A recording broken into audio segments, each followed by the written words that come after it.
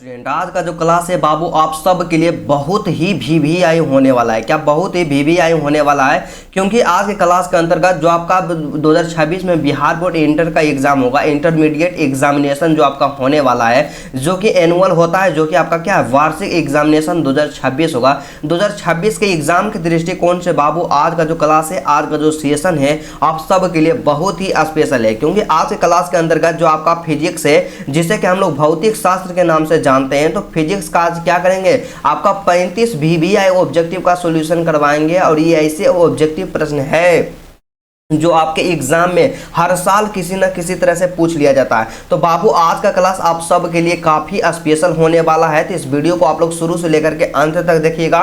Exam में एक भी क्वेश्चन आपसे नहीं छूटेगा, मेरा 100% गारंटी है। बस आपसे यही रिक्वेस्ट करना चाहिए कि आप क्लास को शुरू से लेकर के अंत तक जरूर देखिएगा। क्योंकि मेरे दोस्त, यदि आप बेहतर करना चाहते हैं तो आपको मेहनत करना ही पड़ेगा, और मेहनत के अलावा कोई भी आपके पास दूसरा विकल्प नहीं है कि जिसके द्वारा आप बेहतर एग्जाम में कर सकते हैं। और हमेशा 12th ज्ञान जो आपका प्यारा सा छोटा सा एक एजुकेशन प्लेटफॉर्म है, आप सबों को हमेशा एक सही डायरेक्शन दिखाता था और हमेशा एक सही डायरेक्शन दिखाते रहेगा। तो चलिए सबसे पहला बात करते हैं मेरे दोस्त, मेरे भाई। और सबसे प्रथम प्रश्न हमारे पास दिया गया है कि दो आवेशों के बीच की दूरी को आधी कर दी जाती है तथा एक आवेश को भी आधा कर दिया जाता है। क्या एक आवेश को भी आधा कर दिया जाता है? तो दोनों आवेशों के बीच जो बल लगता है तो पहले की अपेक्षा क्या हो जाएगी, तो पहले की अपेक्षा दोनों आवेशों के बीच लगने वाला जो बल होगा ना मेरे दोस्त, दुगुना हो जाएगा। क्या हो जाएगा? दुगुना हो जाएगा। तो ऑप्शन नंबर जो आपका यहाँ से बी हो जाएगा मेरे प्यारे बच्चों, बिल्कुल करेक्ट आंसर हो जाएगा।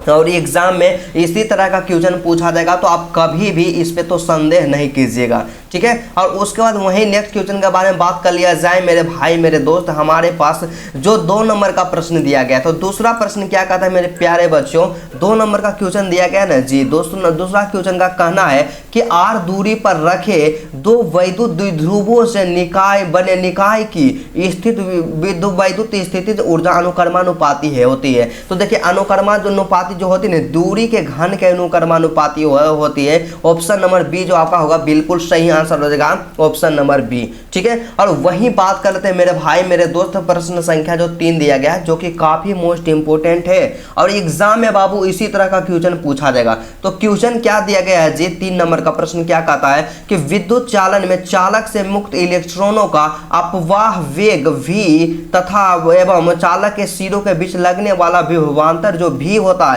के बीच संबंध क्या होगा, के बीच संबंध क्या होगा। तो देखिए इसमें जो रिलेशन होता है डायरेक्ट एग्जाम में क्वेश्चन पूछ लेता है, तो क्या होता है v के अनुक्रमानुपाती होती है। क्या होती है? v के अनुक्रमानुपाती होती है मेरे दोस्त मेरे भाई। इसका 100% करेक्ट आंसर होगा, ऑप्शन नंबर ए हो जाएगा। और इसी तरह से आप क्लास को शुरू से लेकर के अंत तक देखिएगा, एग्जाम में बाबू आपको कभी भी दिक्कत नहीं होगा, ठीक है। उसके बाद चौथा प्रश्न जो हमारे पास दिया गया जो कि काफी मोस्ट इंपोर्टेंट है। तो चौथा प्रश्न क्या कहता है, तो चौथा प्रश्न का सिंपल सा कहना है ना विनोद कि लौह चुंबकीय पदार्थ के लिए आपेक्षिक चुंबकशीलता म्यू आर का मान क्या होता है। देखिए लौह चुंबकीय पदार्थ के लिए आपेक्षिक चुंबकशीलता जो म्यू आर होता है ने बहुत यहाँ पे ज्यादा अधिक होता है 1 से, क्या 1 से बहुत ज्यादा अधिक होता है। तो ऑप्शन नंबर जो आपका यहाँ पे डी हो जाएगा मेरे दोस्त मेरे प्यारे बच्चों, बिल्कुल सही आंसर हो जाएगा। और वही बात कर लेते हैं नेक्स्ट क्वेश्चन जो कि हमारे पास 5 नंबर का प्रश्न दिया गया है। तो 5वां क्वेश्चन क्या कहता है, तो 5वां जो क्वेश्चन है ना, इसका सीधा सा सिंपल सा कहना है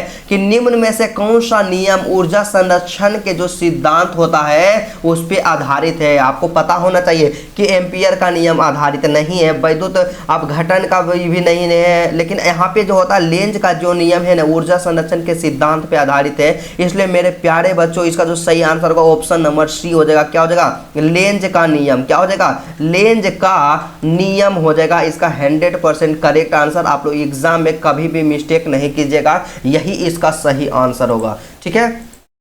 उसके बाद अगला जो क्वेश्चन हमारे पास दिया गया है प्रश्न संख्या 6। तो छठा प्रश्न क्या कहता है, छठा प्रश्न जो है ना जी काफी मोस्ट इंपोर्टेंट है। तो छठा प्रश्न का कहना है कि अनुनाद की स्थिति में, क्या जब अनुनाद की स्थिति में है तो एलसी परिपथ के एलसी परिपथ की आवृत्ति क्या होती है। तो देखिए इसमें थोड़ा सा मिस टाइपिंग हो गया मेरे प्यारे बच्चों, लेकिन आपको घबराना नहीं है क्योंकि आपके सर आपके भाई आपके साथ हैं तो आपको दिक्कत होने नहीं देंगे। तो अनुनाद की स्थिति में एलसी परिपथ की जो अपीड़िति होती है ना मेरे दोस्त, क्या होती है 1/2 पाई, क्या होती है 1/2 पाई अंडर रूट 1/LC होती है, क्या 1/LC होती है। तो मेरे प्यारे बच्चों यही इसका सही आंसर हो जाएगा 100%। जो भी आंसर बताएंगे ना आपका 100% करेक्ट रहेगा, तो इस पे आपको संदेह तो कभी करना ही नहीं चाहिए। जो भी बताया जा रहा है आपको आपके एग्जाम के दृष्टिकोण से बाबू लोग बहुत ही ज़्यादा मोस्ट इंपोर्टेंट है। तो 7वां क्वेश्चन क्या कहता है, तो 7 नंबर का प्रश्न जो हमारे पास दिया गया है ना विनोद, तो 7वां क्वेश्चन का कहना है कि निम्नलिखित में से कौन सी वैद्युत चुंबकीय तरंग नहीं है, आपको बताना है।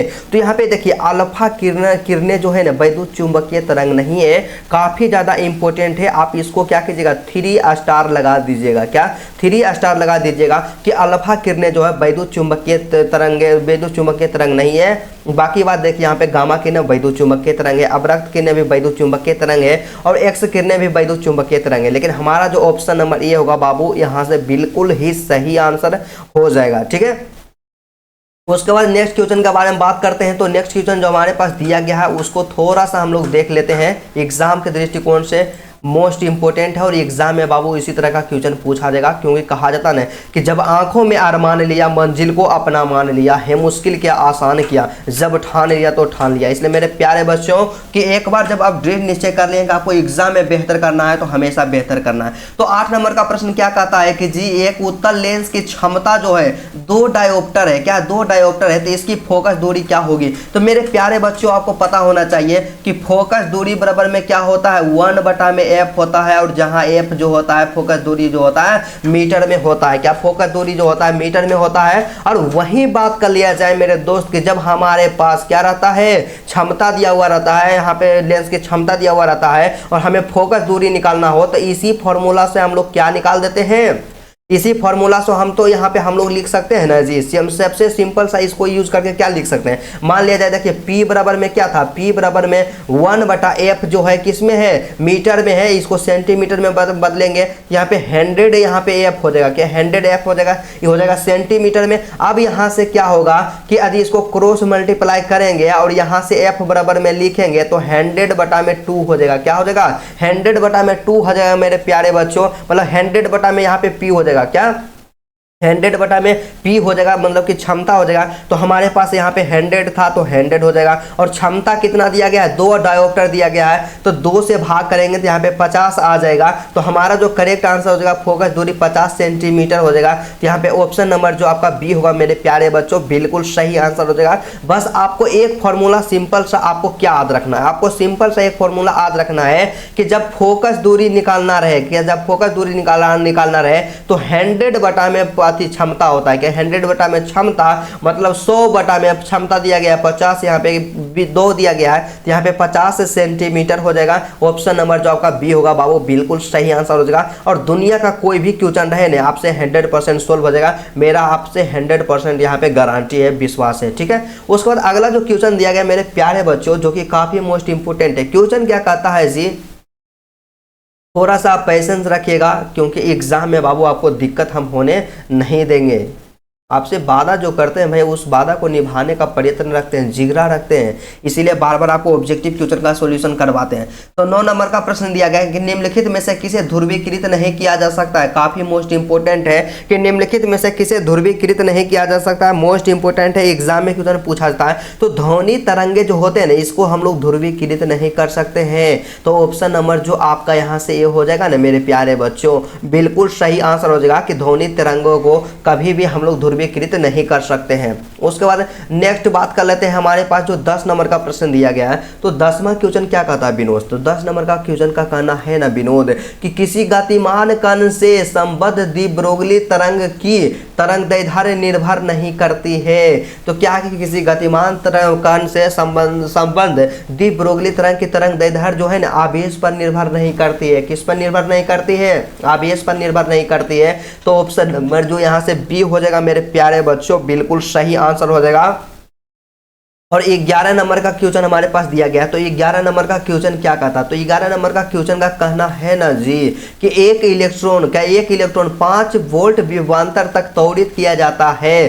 तो इलेक्ट्रॉन द्वारा अर्जित ऊर्जा क्या होगी, यहाँ पे सीधा सा आपको याद रखना है कि 5 वोल्ट के द्वारा यहाँ पे क्या कर रहा है, 5 वोल्ट विभवांतर के द्वारा त्वरित किया जा रहा है। तो हमारा आंसर 5 इलेक्ट्रॉन वोल्ट हो जाएगा। क्या 5 इलेक्ट्रॉन वोल्ट हो जाएगा, क्योंकि ऊर्जा यहाँ पे बोला था, ऊर्जा के लिए यहाँ पे इलेक्ट्रॉन देना पड़ेगा। 5 इलेक्ट्रॉन वोल्ट यहाँ पे 100% करेक्ट आंसर होगा। और वही बात कर लेते हैं नेक्स्ट क्वेश्चन, जो कि यहाँ पे 12 नंबर का प्रश्न है। तो क्वेश्चन क्या कहता है मेरे दोस्त, यहाँ पे क्वेश्चन है 12 नंबर का कि अर्धचालक में वर्जित ऊर्जा अंतराल की चौड़ाई लगभग कितनी होती है। तो 1 इलेक्ट्रॉन वोल्ट होती है। क्या 1 इलेक्ट्रॉन वोल्ट होती है। ऑप्शन नंबर जो आपका यहाँ पे ए हो जाएगा मेरे प्यारे बच्चों, बिल्कुल सही आंसर हो जाएगा। क्योंकि कहा जाता है ना मेरे दोस्त की मेहनत ही वो ऐसा रास्ता है जो आपको सपनों से हकीकत तक ले जाता है। तो आपका जो सपना है, आपको बोर्ड एग्जाम में जितना परसेंटेज स्कोर करना है, तो उसके लिए आप दिन रात मेहनत कीजिए। और 13 नंबर का प्रश्न हमारे पास प्यारा सा क्वेश्चन है कि संचार उपग्रह की पृथ्वी सतह से दूरी क्या है।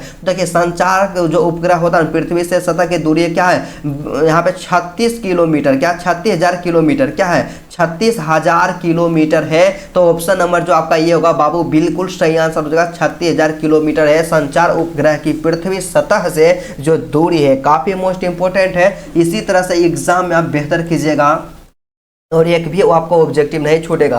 और आपसे हम रिक्वेस्ट करना चाहेंगे मेरे भाई, आप अपना क्या कीजिएगा, सबसे पहले टारगेट बनाइए कि आप 400 नंबर लाना चाहते हैं या 450 नंबर लाना चाहते हैं या आप टॉपर बनना चाहते हैं। आप अपना यहाँ पे टारगेट बताइए कि आपका क्या है, यहाँ पे 2026 के एग्जाम के लिए क्या टारगेट है, आप कॉमेंट कीजिए। ठीक है, तो चलिए सबसे पहले यहाँ पे बात करते हैं जो यहाँ पे 14 नंबर का प्रश्न है कि धातु के आवेशित गोले के सतह से गोले के केंद्र की ओर जाने पर वैद्युत क्षेत्र होगा। देखिए आपको हमेशा एक चीज बोले ने, आप लोग हमेशा एक चीज याद रखिएगा कि जब धातु के आवेशित गोला हो और सतह से गोले के केंद्र की ओर हम लोग जाते हैं, तो हमेशा जो वहां पे वैद्युत क्षेत्र रहेगा सर्वत्र शून्य रहेगा। क्या रहेगा, सर्वत्र शून्य रहेगा। तो हमारा ऑप्शन नंबर जो यहाँ पे डी होगा मेरे प्यारे बच्चों, बिल्कुल सही आंसर हो जाएगा ऑप्शन नंबर डी। ठीक है, उसके बाद अगला जो क्वेश्चन हमारे पास दिया गया है 15 नंबर का क्वेश्चन। तो क्वेश्चन क्या कहता है मेरे प्यारे दोस्त, यहाँ पे 15 नंबर का कि किसी संधारित्र की धारिता निर्भर नहीं करती है। तो आपको पता होना चाहिए मेरे प्यारे बच्चों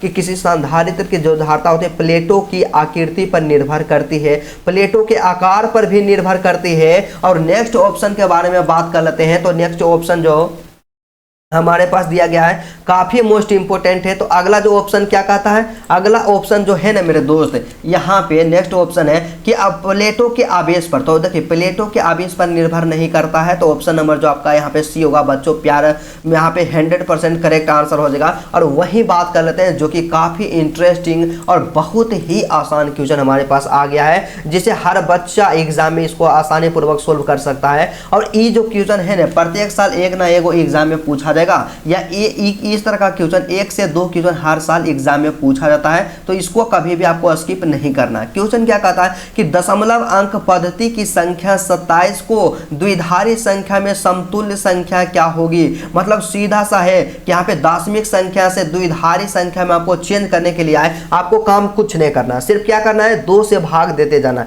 यहाँ पे 27 है तो 27 लिख दीजिए और इस तरह से यहाँ पे भाग वाला जो होता है सिंबल बनाइए, यहाँ से 2 से लगाइए तो यहाँ पे 13 बार में लगेगा, 13 दूना यहाँ पे 26, बचेगा कितना शेष बचेगा 1 बचेगा। फिर 2 से लगाइए तो 2 से लगाइएगा तो 6 दूना यहाँ पे 12 हो जाएगा। फिर बचेगा क्या शेष, यहाँ पे 1 बचेगा शेष। फिर 2 से लगाइएगा तो यहाँ पे क्या हो जाएगा 3 दूना 6 हो जाएगा, शेष बचेगा यहाँ पे 0 बचेगा क्योंकि 6 तो पूरा हो गया। और उसके बाद यहाँ पे 2 से लगाना है, फिर 1 बार में लगेगा मेरे प्यारे बच्चों और यहाँ पे क्या बचेगा 1 बचेगा शेष। तो आप जितना आया ने नीचे से सबको लिख दीजिए, मतलब 11011, मतलब कि क्या है 11011 हो गया और इसके नीचे में सिर्फ 2 लिख दीजिए, यही आपका सही आंसर। तो ऑप्शन नंबर जो आपका डी है बिल्कुल मैच कर रहा है कि 11011, यहाँ पे option number D is the correct answer. और मुझे उम्मीद ही नहीं मेरे प्यारे बच्चों, मेरे प्यारे बहने, आपसे रिक्वेस्ट ही नहीं है कि आपको मतलब 100% हमको विश्वास है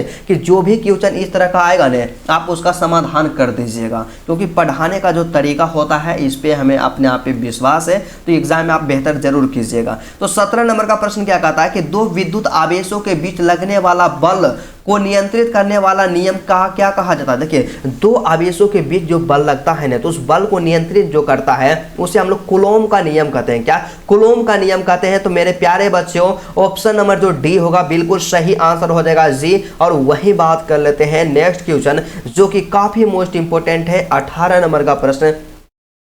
तो 18वां प्रश्न क्या कहता है, 18 नंबर का क्वेश्चन, कि एक्स किरणें क्या है? जानते हैं, जब हम भी क्लास 12th में थे ने, अपना प्रिपरेशन कर रहे थे, तो हमेशा ऑब्जेक्टिव के लिए लापरवाही करते थे। और ऑब्जेक्टिव में हमको लगता था कि ऑब्जेक्टिव में हमसे मतलब स्ट्रॉन्ग नहीं हो पाएगा, लेकिन अब वही गलती हम जो किए ना, तो आपको हमेशा करने के लिए रोकेंगे। ऑब्जेक्टिव बिल्कुल आसान है और आप लोग आसानी पूर्वक 35/35 ला सकते हैं। बस जितना हम बता रहे हैं ना उतना सोल्यूशन करते जाइएगा। और यदि आप हिंदी का, क्या आपको पर्सनली बता दें, हिंदी या आपका जो फिजिक्स होता है, क्या होता है मेरे दोस्त, आपका जो फिजिक्स है, फिजिक्स का शॉर्ट नोट्स लेना चाहते हैं, तो मेरा जो कॉन्टेक्ट नंबर है 91 13 17 72 88, इस नंबर पे आप लोग व्हाट्सअप कर दीजिएगा। और इसका जो प्राइस है ना, हिंदी का जो नोट्स है, इसका प्राइस केवल 50 रुपया है मेरे दोस्त। पूरा आपका कंप्लीट नोट्स रहेगा। और वही जो आपका फार्मूला जो नोट्स है आपका फिजिक्स का, तो फार्मूला का जो नोट्स है ना फिजिक्स का, उसके लिए आपको केवल 25 रुपया का पेमेंट करना पड़ेगा। और ये सब पैसा भी ले रहे हैं ना, एक गुरु दक्षिणा के रूप में ले रहे हैं। और जब भी कोई चीज़ आपको फ्री में देंगे ना, तो थोड़ा सा आप उसको इग्नोर करके चल जाते हैं। तो इसलिए आपसे बस एक मिनिमम चार्जेस लिया जा रहा है, बहुत ही एफोर्डेबल प्राइस है। तो आप इसको जरूर ले लीजिएगा मेरे भाई, यदि आप हम पे विश्वास रखते हैं तो। ठीक है, तो यहाँ पे अगला क्वेश्चन क्या कहता है मेरे दोस्त, कि एक्स किरणें है। तो एक्स किरणें क्या है, काफी मोस्ट इंपोर्टेंट है। एक्स किरणें जो है ना, विद्युत चुंबकीय तरंग है। क्या विद्युत चुंबकीय तरंग है? तो मेरे प्यारे बच्चों, ऑप्शन नंबर जो डी होगा बिल्कुल सही आंसर होगा।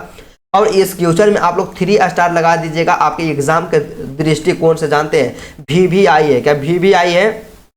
कभी भी बाबू इसको स्किप नहीं करना है। उसके बाद अगला जो क्वेश्चन दिया गया है ना जी, जो कि काफी मोस्ट इंपोर्टेंट है। यहाँ पे 19 नंबर का प्रश्न क्या कहता है, तो 19वां क्वेश्चन का सीधा सा सिंपल सा कथन है यहाँ पे, कि प्रकाश वर्ष का मान बराबर होता है। तो देखिए, प्रकाश वर्ष जो होता है ना, इसका मान क्या होता है कि 9.46 × 10⁻15 यहाँ पे मीटर होता है। तो ऑप्शन नंबर जो आपका यहाँ से क्या हो जाएगा, ये हो जाएगा बिल्कुल सही आंसर। क्या ऑप्शन नंबर ये बिल्कुल सही आंसर हो जाएगा। और जो भी क्वेश्चन बता रहे हैं ना, वो काफी ज्यादा महत्वपूर्ण है, तो कभी भी इसको स्किप करने का प्रयत्न नहीं करना है। और 20 नंबर का क्वेश्चन दिया गया है। तो 20वां क्वेश्चन क्या कहता है, तो 20वां क्वेश्चन जो हमारे पास दिया गया है ना, कि लेजर क्रिया के लिए आवश्यक क्या है, आपको बताना है। तो लेजर क्रिया के लिए आवश्यक जो है ना मेरे दोस्त, संख्या परिवर्तन है। क्या है? संख्या परिवर्तन है। तो बाबू ऑप्शन नंबर जो आपका सी होगा बिल्कुल सही आंसर हो जाएगा, संख्या परिवर्तन, ऑप्शन नंबर सी। ठीक है, उसके बाद अगला जो क्वेश्चन है, अगला क्वेश्चन के बारे में बात कर लेते हैं। तो 21 नंबर का क्वेश्चन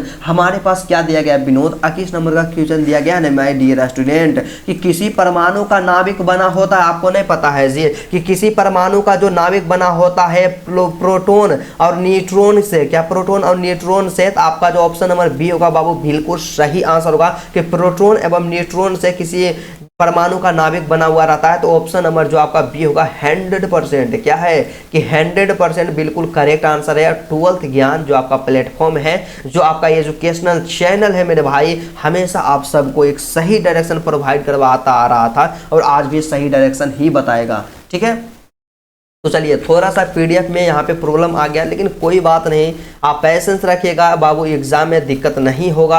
बस आपसे बस यही हम रिक्वेस्ट करना चाहेंगे कि आप अपने भाई पे विश्वास रखिए। तो 22 नंबर का क्वेश्चन क्या दिया गया है, कि परावैद्युतांक का एसआई मात्रक क्या होता है। देखिए, परावैद्युतांक जो होता है इसका एसआई मात्रक होता है मेरे दोस्त, न्यूटन स्क्वायर प्रति, यहाँ पे क्या होता है कूलॉम स्क्वायर, यहाँ पे थोड़ा सा याद रखिएगा कि कूलॉम स्क्वायर प्रति न्यूटन मीटर स्क्वायर होता है। और ये जो है ना, इसको हम एक साथ कैसे लिख सकते हैं, कूलॉम स्क्वायर, न्यूटन है तो न्यूटन इनवर्स, यहाँ पे मीटर स्क्वायर है तो यहाँ पे मीटर के पावर -2 भी लिख सकते हैं। तो हमारा यहाँ से ऑप्शन नंबर जो डी है बिल्कुल मैच कर गया है, कि coulomb square newton inverse metre के पावर -2, ऑप्शन नंबर जो आपका डी होगा मेरे प्यारे बच्चों, बिल्कुल सही आंसर हो जाएगा ऑप्शन नंबर डी। ठीक है, उसके बाद नेक्स्ट क्वेश्चन के बारे में बात करते हैं मेरे भाई मेरे दोस्त। तो अगला जो क्वेश्चन हमारे पास दिया गया है ना, काफ़ी ज़्यादा इंपॉर्टेंट है, एग्जाम में इसी तरह का क्वेश्चन पूछा जाएगा। तो हमेशा आपको इस तमाम क्वेश्चन को अपने माइंड में याद रखना है, ताकि एग्जाम के टाइम आपको आसानी पूर्वक याद हो जाए। तो चलिए नेक्स्ट क्वेश्चन जो हमारे पास दिया गया है यहाँ पे 23 नंबर का प्रश्न क्या कहता है कि जब किसी एमीटर को शंट किया जाता है तब परिपथ का कुल प्रतिरोध क्या होता है। तो देखिए जब किसी एमीटर को शंट करेंगे ना तो परिपथ का कुल प्रतिरोध घटता है। क्या होता है? घटता है मेरे प्यारे बच्चों। तो ऑप्शन नंबर जो आपका यहाँ पे बी होगा बिल्कुल सही आंसर हो जाएगा कि परिपथ का कुल प्रतिरोध घटता है। और वही बात कर लेते हैं 24 नंबर का प्रश्न। तो 24वां प्रश्न क्या कहता है गोलू? 24 नंबर का प्रश्न है ना जी, इसका कहना है कि किसी अर्धचालक का तापमान गुणांक का मान होता है। तो किसी अर्धचालक का जो तापमान गुणांक होता है ना मेरे प्यारे बच्चों, इसका मान क्या होता है? काफी मोस्ट इंपोर्टेंट है बाबू, एग्जाम में क्वेश्चन इसी तरह का पूछा जाएगा। तो इसका जो मान होता है ना हमेशा ऋणात्मक होता है। क्या होता है? ऋणात्मक होता है। ऑप्शन नंबर जो आपका यहाँ से बी होगा मेरे प्यारे बच्चों, बिल्कुल सही आंसर हो जाएगा। एग्जाम में बाबू दिक्कत नहीं होने देंगे, आपका भाई आपसे 100% वादा कर रहा है, ठीक है।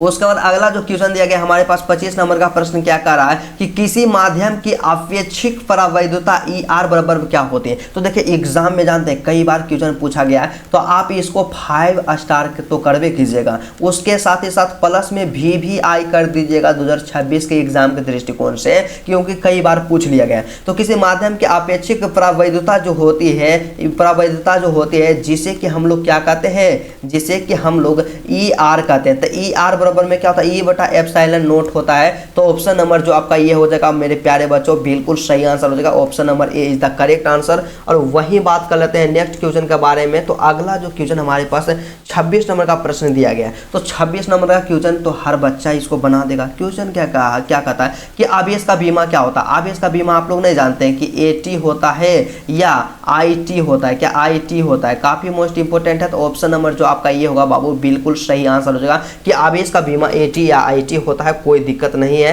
पूरा सही आंसर है, ठीक है। तो 27 नंबर का प्रश्न हमारे पास दिया गया है एग्जाम में, कई बार पूछ लिया गया है। क्या कई बार पूछ लिया गया 27 नंबर का कि स्थिर विद्युत क्षेत्र होता है। तो आपको नहीं पता है जी, स्थिर विद्युत क्षेत्र हमेशा संरक्षित होता है। क्या हमेशा संरक्षित होता है? तो ऑप्शन नंबर जो आपका ये होगा मेरे प्यारे बच्चों, इसका बिल्कुल सही आंसर हो जाएगा। और यदि आपको वीडियो अच्छा लग रहा है तो आप लोग वीडियो को लाइक कर दीजिएगा, इससे मेरा मनोबल बढ़ेगा। चैनल पे नए हैं तो बाबू इसी तरह से ऑब्जेक्टिव का सॉल्यूशन करने के लिए चैनल को सब्सक्राइब कर लीजिएगा। एग्जाम में आपको कभी भी दिक्कत होने नहीं देंगे, क्योंकि आपसे 100% हम वादा किए हैं, तो वादा को हम जरूर पूरा करेंगे, ठीक है। तो 28 नंबर का प्रश्न हमारे पास क्या दिया गया? तो 28वां क्वेश्चन का कहना है ना जी कि विद्युत द्विध्रुव आघूर्ण का एसआई जो मात्रक होता है क्या होता है? तो विद्युत द्विध्रुव आघूर्ण का एसआई मात्रक जो होता है कूलम्ब मीटर होता है। तो ऑप्शन नंबर जो हमारा ए होगा बिल्कुल सही आंसर हो जाएगा, कूलम्ब गुने metre. Option number A is the correct answer. और वही बात करते हैं मेरे प्यारे बच्चों नेक्स्ट क्वेश्चन जो हमारे पास दिया गया है, क्या